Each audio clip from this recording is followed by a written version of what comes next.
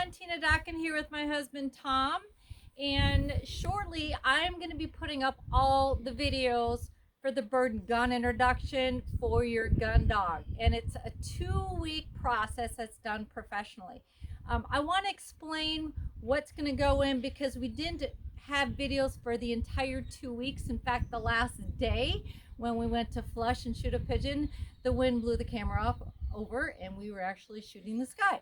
So I'm going to have Tom go through so everybody understands what needs to be done in this 2-week process. And it actually involves starting down a hallway with Gabby when she was 4 months of age, and we were clapping and getting that started. So honey, I'm going to let you explain. All right, we did that when she was 7 weeks old. So we're not going to really start our bird and gun introduction until they're 5 months old. We just want to have them a little bit older to get this done. And prior to that, we've got them started on a wing when they're a puppy. Then we had a wing on a rod, let them chase that. We also added a wing on a dummy and let them chase and catch that, with the pole. So we kind of prepped them ahead of time for that. Then what we're going to do is we're going to start off with a frozen pigeon. We're going to have someone go out in front about 30-40 yards, and they're going to just clap and throw the pigeon, which we already have the puppy picking those things up. And we're going to send them for the retrieve. We're going to have the check cord on, which people are going to see in the video. And we're going to do that for a couple of days so they understand that the person out in front has something that they want. And they also hear a clap, which no dog is going to be gun shy over a clap. And then we'll just work it in a little bit closer. Then we start the blank gun. I like using the little crimps in a 22 blank gun. The person out in front will throw and shoot the blank gun. And we're just getting them used to starting to hear a noise. Before that though, didn't you you put the blank gun in the hand muff? Yeah, we put it in the muff.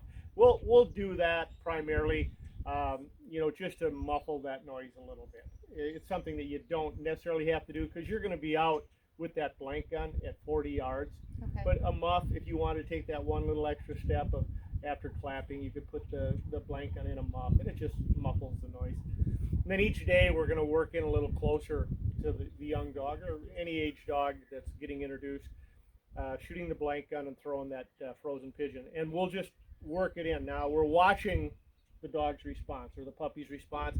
If they're really anxious to want to keep coming out, we'll just gradually each day move in a little bit closer with the gun and the bird. Now we're shooting in front. We're not shooting behind them.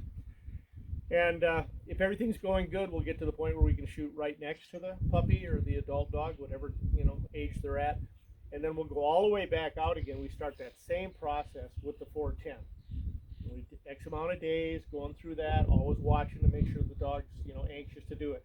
If at any given stage as we start this process, if we see the dog is a little hesitant, we just got to stop, and we go all the way back out, and we'll start off with the lighter gauge or the blank gun again and work it in. You can't force this. After that, we get to the point where we can do the 410, same thing, where we can gradually work our way in and shoot next to the puppy as they're going out. Then we'll do the 20 gauge, same process over a period of days, and the same process again with the 12 gauge. Now in that interim time, we are introducing them to a live clip wing pigeon that they can chase and catch. We're doing that during this whole process. And then when we finally get to the stage where we've got the shotgun pretty well in place, we'll let them start chasing clip wing pigeons around with the blank gun, 410, 20 gauge, 12 gauge, and then at that point we're ready to flush and shoot birds for them. So it's important that you take all these little steps, because if you do one thing wrong with the gun and you get your dog gun shy, you may not have a dog that you're going to hunt with for the rest of its life. So sounds complex, it takes time to do it right. If you want to go out on the weekend and just shoot the 12 gauge, you're rolling the dice to see if your dog gets through it. That's fine, but you can't risk that, because once you get them gun shy, we may not be able to get them through it. Thanks, honey. You bet.